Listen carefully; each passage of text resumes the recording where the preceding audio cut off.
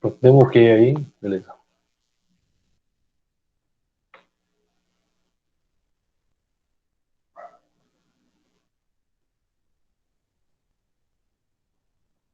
Deu ok aí no chat aí pra gravação.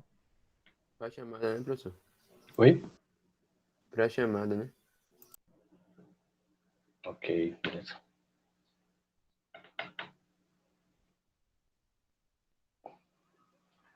Vamos lá.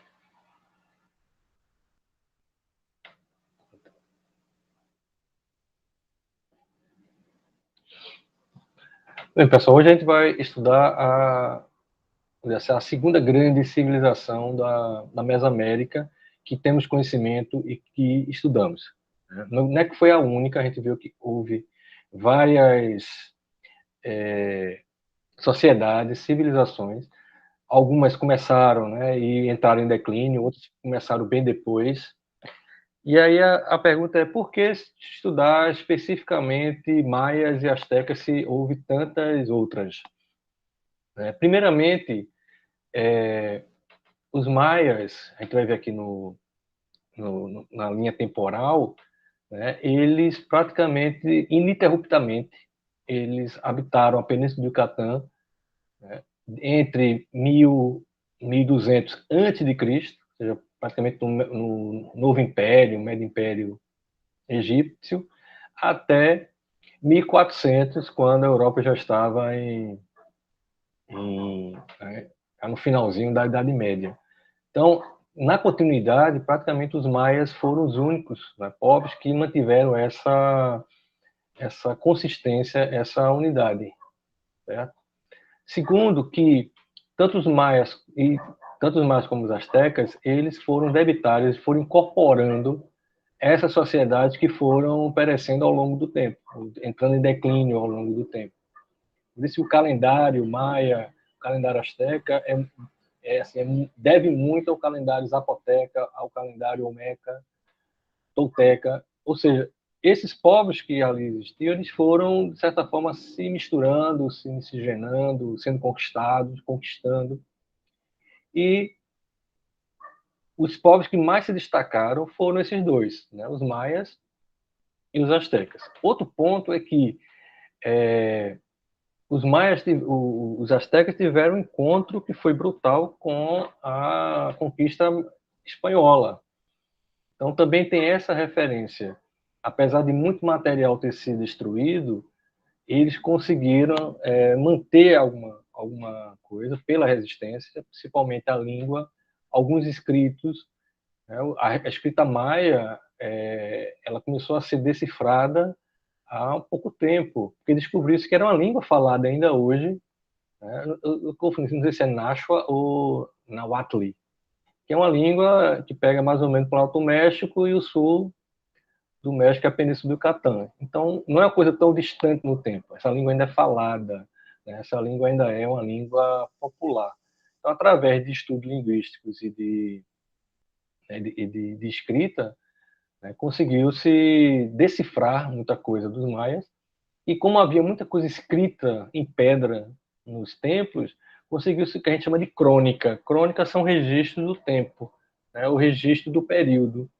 Então, consegue-se ter mais ou menos um registro do que foi a sociedade maia. E ela foi bem prolongada, como eu disse. Os astecas, apesar de serem mais novos, bem mais novos, os mexicas, como vimos, eles só chegam no Planalto do México por volta de 1232, né? Século XII, século XIII. O auge dele vai ser justamente quando os espanhóis chegaram, entre 1500, em 1400 e 1500. Então, mesmo sendo destruído muito material, também temos muita fonte de pesquisa. Além, né, a partir do século XIX, da descoberta, né, de uma arqueologia, né, que vai resgatando ainda mais essas civilizações.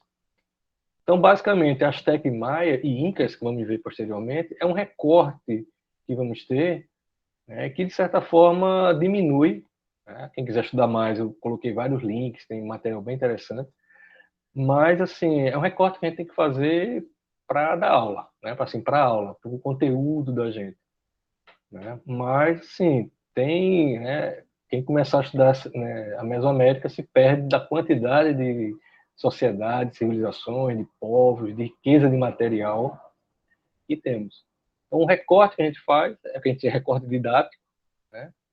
Mas é importante também porque eu não estudei, quando era estudante, Maia e Azteca, nem Inca. Meu livro de história não vinha com isso daí. Os Incas e os Aztecas, né, os maias nem tanto, eles apareciam quando entravam em choque com os espanhóis. Então veja também uma visão muito eurocêntrica, a gente já discutiu isso, né? Uma visão muito europeia de que uma sociedade só surge quando os europeus entram em contato. Antes disso não havia nada, né? Isso aqui é um descampado que foi descoberto pelos europeus. A gente sabe que não é bem assim, a gente sabe que é uma visão extremamente colonialista e o estudo dos maios, estudo dos astecas, a importância deles é justamente ter essa visão de dentro para fora da América. Não a visão de fora para dentro, né, do europeu sobre essa região. E sim dessa região, né, dos povos que aqui habitavam, dos povos que aqui estavam, as civilizações que construíram, né, coisas assim absurdamente grandes, né, fantásticas, e, né, ter esse conhecimento. E o sentimento que se cria, né, aí é importante, quando você tem né, essa, esse conhecimento dessa região. Você não está desabitado, tem gente pra caramba. Tem um conhecimento extremamente rico, como nós vamos ver, da matemática, da astrologia, da plantação, da agronomia. Os maias mesmo, nós vamos ver, eles plantavam em florestas, então tinha que ter um controle muito grande, um domínio muito grande sobre a terra, para que houvesse uma produção que desse subsistência à população e ainda pagasse o tributo às cidades-estados, como vamos ver. Então, qual vai ser a principal característica da civilização maia, né, da sociedade maia? Eu vou usar muita comparação com os astecas. Certo? Os astecas, eles tinham uma organização que nós chamamos de Confederação Azteca. Não havia um império unificado. Havia uma correlação de forças militares e religiosas, né, principalmente militar, que entre acordos, né, e pagamento de tributos, os astecas faziam uma confederação. O que é uma confederação? São vários estados relativamente autônomos, mas que pagam tributo, pagam obrigações para um estado maior. No caso, seria né, os mexicas, que nós chamamos de astecas. Então, não é que esteja errado chamar de Império Azteca. Na realidade, no Império Inca houve, havia uma centralidade. Mas os astecas não havia essa ideia de uma língua única, uma moeda única, não uma moeda, mas pelo menos um controle, né, um padrão de contagem único. Havia várias sociedades que a única relação com os astecas era a relação de força, né, domínio de uma civilização, de um grupo, né, sobre o outro. Outra coisa também é que os astecas eles se baseavam muito nos calpules e capuleques, estão lembrados, né? Calpule era a região, capuleque trabalhava nela. Que, fazendo uma comparação meio, né, básica, seriam os nomos no Egito. Que eram os nomos, né? Eram as comunidades agrícolas, nomos ou SPAT, né? O nome egípcio é SPAT, o nome é o nome grego. Então, vamos usar o nome egípcio, que era o SPAT, eram as comunidades agrícolas que viviam na margem do Rio Nilo, que pagavam tributos a um centro de poder religioso, e assim sucessivamente até chegar, né, à cidade de Mênfis, à cidade né, hoje é o Cairo, né, dependendo do período, quem tinha mais poder. No caso dos maias, havia uma diferença. Não havia um grupo de agricultores, né, uma comunidade específica, ou que ganhasse esse nome ou essa autonomia. Por quê? a organização maia eram cidades-estado. Então, as cidades-estado maia, elas eram autônomas entre si, tinham uma coligação ou uma relação de culturalmente, né, religiosamente, de similidade, né, eram próximas, mas estavam sempre em conflitos, estavam sempre em, pelo menos, guerra de conquista dessas comunidades que pagavam tributo. A região dos maias, né, que eu corri um pouquinho, né, que é aquela tábua de período que eu falei. Né, em cima, nós temos o período maia. Veja que ele perpassa por todos os povos que habitavam a Mesoamérica. Né? Abaixo, né, os Olmecas, os Teotihuacanes, Zapotecas, Toltecas, que, né, parcialmente tinham o seu período e seu declínio, ou eram incorporados por outras sociedades. Né? E os astecas, que aparecem por volta de 1200 e são conquistados, né? Começam a entrar em declínio com a conquista espanhola. Os maias, eles entram em declínio um pouquinho antes, em 1400. A gente vai ver por quê. Né? Por que 1400? Por causa do terreno em que eles estavam, vamos dizer assim, ocupando, que é uma região extremamente de floresta, sem rios, como vamos ver, né? E se baseando no, na necessidade de poços, né? E de canais subterrâneos, ou lagos, no caso, como no caso do México. Não havia grandes rios nessa região. Aqui um mapinha que nós já vimos. Então, a região dos maias é essa região aqui, que chamamos de Península de Yucatán. Né? Desce um pouquinho abaixo. Né? Aqui mais específico, né? A região dos maias. Vejam que quando os astecas estavam já no seu auge, no período da conquista europeia, né? Início do século XVI, 1500, eles começam a entrar já nessa área que era ocupada pelos maias, mas praticamente não existia mais esse poder da cidade-estado maia nesse período, né, da expansão asteca. Aqui mais específico, a região de Yucatán, que pega o sul do México, tem aí Salvador, Belize e Honduras. É uma região extremamente grande, né? Uma região extremamente superlativa e muito adentrando em floresta subtropical. E a ocupação, né, dessas, vocês vão ver aqui, as cidades maias. Tikal, Tulum, Chichén Itzá, que é uma das assim, mais foram restauradas, né, que são mais visitadas, que na Península do Yucatán, Palenque. Agora veja, acho que eu coloquei lá no sala de aula, né, um vídeo sobre uma tecnologia que eles estão conseguindo achar mais cidades nessa região, porque é tudo coberta por florestas extremamente adensadas, né, ou seja, florestas subtropicais. Então, qual vai ser a base política da sociedade maia? Né? Elas não tinham esse poder centralizado, como nos astecas e nos incas, como vamos ver. Eram cidades-estados. Essas cidades-estados elas eram muradas, elas eram protegidas. Por ser muradas e protegidas, elas eram autônomas entre si. Tinha um centro de poder, que normalmente era uma pirâmide, né? Era o templo. Esse templo também servia para guardar, né? Servia como silo para guardar a produção. A principal produção que tínhamos era milho e cacau. Essa autonomia, né? ela ia até quando batia em outra cidade. Por muito tempo achou-se que, por ser várias cidades-estado, e você precisava de um controle, né, das comunidades que estavam pagando tributos, foi essa briga entre as cidades que levou ao declínio maia. Mas, na realidade, o declínio maia veio por um esgotamento do solo.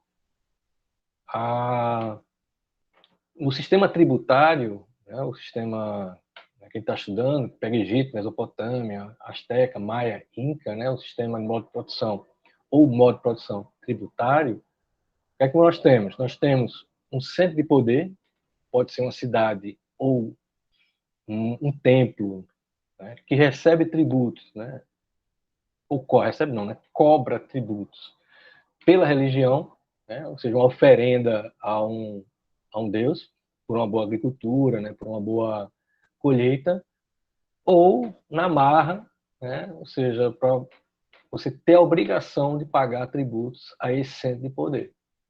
Então, no caso dos maias, seguia o mesmo modelo. Só que, ao invés de ter um centro de poder muito grande, esse centro de poder era espalhado em várias cidades-estado. Essa que estamos vendo aí é, se não me engano, a Pirâmide do Sol. Essa pirâmide, né, em Chichén Itzá, essa cidade ela foi praticamente a mais visitada turisticamente, porque ela é mais conservada, ou pelo menos arqueologicamente ela foi mais estudada. O interessante nela também é que havia, né, um campo de futebol, que na verdade era um campo de sacrifício. Então há registros, né, não de futebol, né, mas um jogo com a bola. A bola normalmente era feita com a cabeça de algum prisioneiro, né, enrolada a uma camada, né, não uma borracha, mas uma pele de algum animal, né, e quem ganhava, meio round 6, né, quem ganhava ficava vivo, quem perdia morria, mas era quase um ritual que fazia parte, que faz parte da cultura tanto maia como asteca e dos outros povos. Né? Uma cultura de violência para ter esse domínio da cobrança de tributo. Isso vai, isso vai refletir na, na organização social, né, e política dessas cidades-estado e também praticamente nas civilizações dessa região. Essa violência sistemática para a cobrança de tributo, né, para exercer o poder, né, e, acima de tudo, era um poder religioso que vinha por trás, né, o que estava por trás, o poder militar, um poder da força. Então, nós tínhamos, né, não tínhamos o império, podemos chamar, né, nós tínhamos a cidade-estado, onde cada uma tinha praticamente a mesma estrutura. O centro político, né, o templo, né, a pirâmide, né, como centro de poder, um templo como, como é que eu diria, onde se armazenava, né, os silos para se armazenar a produção. A grande diferença dos maias para os astecas, né, e para as outras sociedades que vamos estudar, como os incas, era que, ao invés de essa produção ser voltada, né, para a alimentação da grande população, embora a região maia era muito populosa, essa produção era utilizada para o comércio. Um dos destaques que vamos ter da sociedade maia é que a elite política começa como uma elite, né, de cobrança de produtos agrícolas, né, ou seja, uma elite, vamos dizer, agrária, mas que vai gradativamente passando para uma elite mercantil.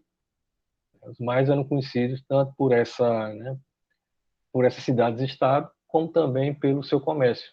Daí a matemática, né, tem um desenvolvimento extremamente refinado nessa região. Os maias eles já conheciam o zero antes dos europeus, né, por volta o zero é conhecido, né, é o número zero, por volta de 1200, um pouquinho antes, né? É o contato dos europeus com os muçulmanos. Já os maias já conheciam o zero, como a gente viu também os astecas conheciam o zero. Mas por que isso? Porque eles tinham essa necessidade. A matemática deles é uma matemática mercantil, então tinham números fracionários. Né? Porque você tem que comprar, né? Você divide, né? Você multiplica. Então, sempre a matemática, não espero que seja uma coisa do outro mundo. É sempre uma necessidade que se tem em relação ao dia a dia. E aí entrava, né, a geometria, entrava a astronomia, o controle né, dos padrões do tempo, né, tempo astronômico, que estações do ano, né, solstício, equinócio. Daí o calendário maia, como o calendário asteca, né, sendo bastante refinados. Eu não sei se é o asteca ou o maia, mas eles têm um erro de um dia a cada 5.000 anos. Né? Acho que só quem tem precisão maior é o calendário não, o relógio atômico da NASA. Porque a gente, né, nós ocidentais, o calendário da gente, a cada 4 anos, a gente tem que ajustar um ano, que é o ano bissexto. Tanto o calendário maia e acho que a asteca também, que eles têm a mesma origem, que era o calendário tolteca, é um calendário que a cada 5.000 anos eles, né, botavam um dia para ajustar. Né? Acho que não chegaram a fazer isso nunca. Mas esse calendário ele tinha um aspecto bastante agrícola, né? Um aspecto bastante astronômico desse sentido. Quanto à questão da cidade-estado, é sempre bom lembrar, né, que os mais eram chamados de gregos da América, nesse sentido, né, de ter cidades-estados autônomas e independentes, algumas, às vezes, entrando em conflito entre si, e cuja a unidade era linguística, era a unidade étnica e a unidade religiosa. Mas, tirando isso, era cada cidade autônoma entre si e era uma população grande. Chegaram a 10 milhões, né? Um dado que eu tinha visto, eu achava que era menos. Mas os últimos dados que eu vi era uma população de 10 milhões de habitantes nessa região. Então, muita gente. Essa região muito populosa, ainda é, né? Hoje mais rarefeito, mas ainda tem essa quantidade de gente. E como eu falei, não foi por causa dessa política, dessa cidade-estado, que a sociedade maia entrou em declínio. Ela vai entrar em declínio por causa de uma coisa básica, que é terreno de floresta, ele é bastante infértil. E por mais que você trabalhe, trate a produção, né, faça rotação de cultura, ele sempre vai ser um solo extremamente menos rico do que um solo fértil, um solo de rio, né, um solo que tem uma abundância de água e de lama. Né? Os astecas eles tinham a sorte de estar num lago extremamente, né, com lama, com humus, então a produção asteca de milho era absurda. Né? A região do Planalto do México, a asteca tinha 25 milhões de habitantes antes de chegar os espanhóis. Né? Hoje, a cidade do México, né, a gente já viu, se não é a maior capital, é uma das maiores capitais do mundo, com 30 milhões. Não sei se Tóquio tem mais, mas é muita gente. Então, isso já é uma herança, já é uma referência a esse grupo que estava lá. Já os maias, certo? Eles tinham essa dependência muito grande dessa agricultura, e essa agricultura muito ligada ao desmatamento, ligado a você, né, derrubar floresta para construir ou para fazer a produção agrícola. Isso a gente está vendo hoje, né? Vocês estão acompanhando aí no jornais, as cidades, principalmente no oeste de São Paulo, né, Mato Grosso, onde houve um desmatamento absurdo para a construção, né, de grandes plantações extensivas, né, criou um desequilíbrio terrível. Né? Estava comentando aqui, está um calor danado agora. Lá não é o efeito estufa que está ocorrendo, lá foi o desmatamento. A mesma coisa ocorreu com a região do Maia. Diferentemente, eles não tinham a tecnologia para destruir a floresta quanto eles queriam. Então, vai chegar um momento que a produção ela vai ficar em menor escala, não dava nem para sobrevivência, nem para pagar tributos à cidade-estado, que usava desses tributos para fazer o comércio, né? Principalmente, né, milho, cacau, em troca de pedras preciosas, pedras para corte. Essa região não havia o ferro. A conquista espanhola, como a portuguesa, né, a europeia no geral, se veio por 3 elementos: o ferro, a pólvora e as doenças, né, os germes que os europeus trouxeram para cá. Então, esses 3 elementos é que desestruturaram toda essa região, ou na América em geral, né, uma famosa guerra química. Então, o declínio maia veio por essa desestruturação da produção agrícola. Certo? Não foi por nada fora, externo ao seu desenvolvimento. Normalmente é cidade-estado, aqui é a cidade de Tikal. Interessante que vejo como a floresta ela foi comendo, né? Ela foi, né, dragando as cidades. E outra coisa interessante, quem, né, puder, eu vou passar uns vídeos aí sobre, acho que tem lá, na Sociedade Maia, não havia grandes rios nos maias. Tudo era feito por poço, né, ou alguns lagos. Então, havia essa necessidade de água muito grande e que também pode ter sido um fator dessa baixa fertilidade da região. Né. Essa cidade ela está, vamos dizer assim, descoberta, ela foi, né, tirada, né, foi arqueologicamente salva, vamos dizer assim, mas dá para dar ideia de como a floresta comeu, né, como a floresta adentrou sobre essa região. Quanto à sociedade, toda a sociedade tributária ela se baseia, né, em uma comunidade, né, um grupo religioso militar, né, que cobra tributos de uma comunidade, né, agrícola. O que vai variar é o tipo de organização dessas comunidades agrícolas e o tipo de poder exercido por essa elite, vamos dizer assim. No caso do Azteca, fazendo a comparação, era uma elite, como eu falei, extremamente agrária, ou seja, os tributos vinham como pessoas a trabalhar, né, como pagamento de corvéia, como a gente chama, né, que é o trabalho como pagamento.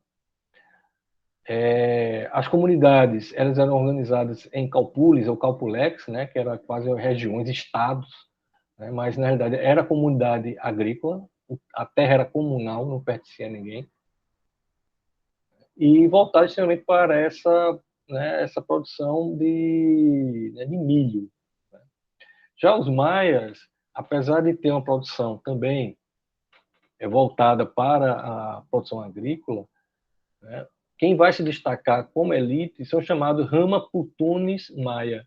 O Putunes é que vai dar um nome à civilização, né, era elite não só agrária, mas elite comercial, mercantil. Os maias vão ser conhecidos pela assim distância, né, como eles levavam os seus produtos.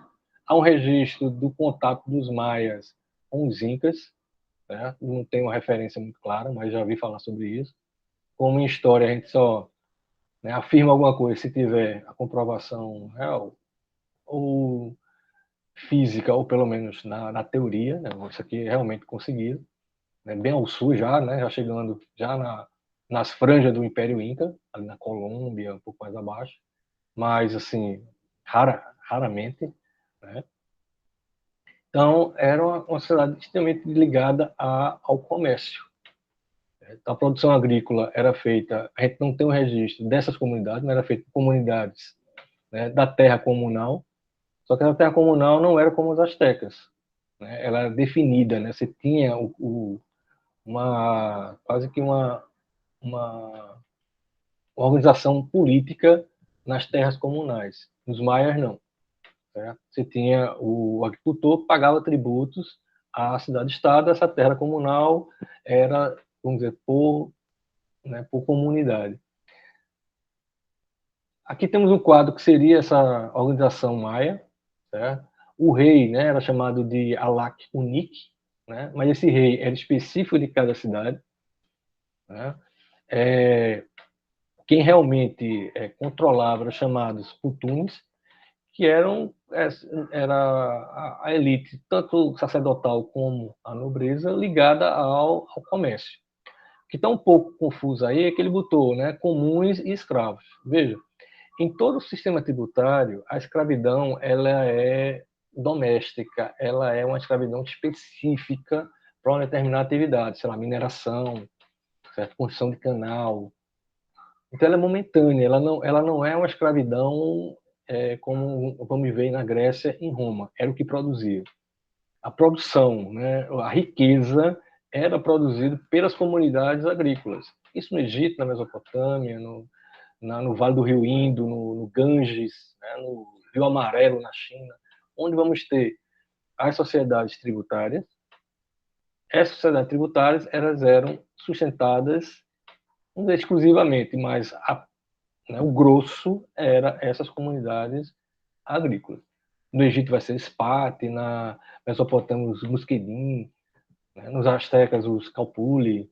Então cada região vai ter. Nos maias não tem essa especificação.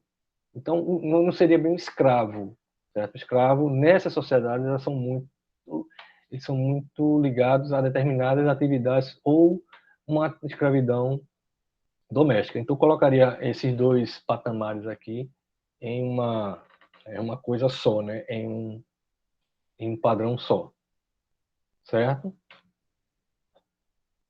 Então, veja, a partir daqui, eu passei na semana passada uma atividade específica para os Maia, com o textinho, né, que vocês fizeram. Sempre, cada atividade, a gente tem a presença de vocês, então sempre faço, e é sempre a cada semana.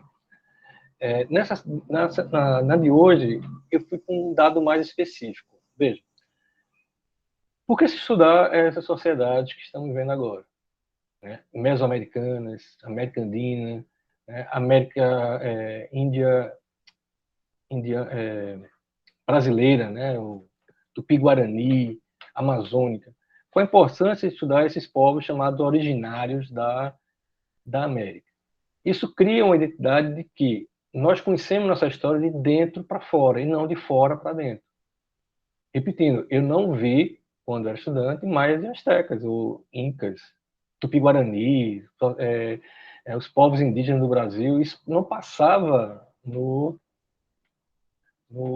conteúdo de história, porque era coisa de pré-história, não era assim, não existia enquanto não houvesse esse contato com os portugueses, esse contato com os europeus. Tanto é que alguns livros você vai encontrar, né, América pré-colombiana, ou o Brasil, não se usa muito esse termo, mas já se usou muito pré-cabralino. E aí a questão que eu estou levantando, né, é um movimento que está ocorrendo, e já começou desde 1992, quando iria ter a comemoração, né, da chegada de Colombo em 12 de outubro, semana passada, né, no feriado, que no caso da gente seria, né, de Aparecida ou Dia das Crianças. No restante da América é a chegada de Colombo. O México se negou no período, em 92, a fazer qualquer comemoração. Né? Houve quase um acordo entre os historiadores mexicanos de não se comemorar, não foi descobrimento de coisa nenhuma, foi uma conquista brutal, e se espalhou por toda a América. O Brasil, a gente chegou a comemorar os 500 anos, eu chamava de conquista, mas é o descobrimento, eu sempre trato por conquista, e foi toda uma movimentação, não foi tanto como no México, mas houve questionamentos, houve, né, uma reação a essa comemoração. E onde eu quero chegar? A partir de 2018, começou -se a derrubar muita estátua desses ditos colonizadores, né, de uma visão colonizadora da América. No México, que quando eu estou baseando mais, eles derrubaram a estátua de Colombo e vão colocar a estátua, se não me engano, de Cuauhtémoc ou de Montezuma, que eram, né, os últimos imperadores, né, da Confederação Azteca. Né? Montezuma foi, né, o que foi invadido pelos espanhóis, e Cuauhtémoc, ele, não sei se era filho de Montezuma, era da família de Montezuma, ele reagiu, né? Então, você tem os dois heróis, né? O Montezuma e o Cuauhtémoc. Eu tenho medo dessas coisas de, né, de escolher um herói, porque se a gente for pegar os astecas, eram tão violentos quanto os espanhóis no seu controle. Essa diferença é que a conquista espanhola foi realmente brutal e sem precedentes. Então, tem um texto lá, tem um formulário para vocês fazerem a atividade, e o questionamento é esse, né, sobre esse movimento de derrubada de estátua, né, de um simbolismo em que as pessoas dizem, ó, eu sei da minha história, eu sei que tinha gente antes aqui, bem melhor, assim, bem mais preparada do que os que vieram depois. Então, essa visão colonial, né, essa visão colonialista, como se diz, né, de que a América só começou a existir a partir da conquista europeia, ela tem né, já vem há um longo tempo o pessoal já questionando. Né? Mas a partir de 2018, isso ganhou uma força maior. Embora, já começou desde 92, quando o México se a comemorar, né, os 500 anos de chegada de Colombo. Certo? Então, essa atividade, gostaria da opinião de vocês lá. Tem um textinho de apoio, acho que tem um vídeo também que eu coloquei. Então, dê uma olhada no material lá de sala de aula. Certo? Semana que vem, nós começaremos a ver os Incas, embora teremos aula assíncrona. Né? De hoje a 15, a gente se encontra para conversar sobre o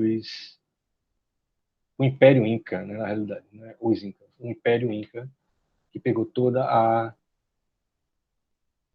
Cordilheira dos Andes. Né? Ok? Então a gente se encontra de hoje a 15. Faça as atividades para contar como presença. E é isso. Alguma dúvida, alguma pergunta? Um tempinho.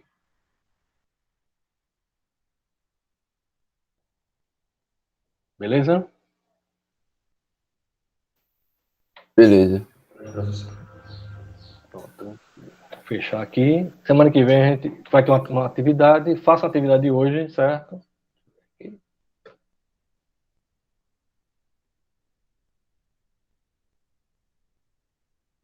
Vou fechar aqui a gravação.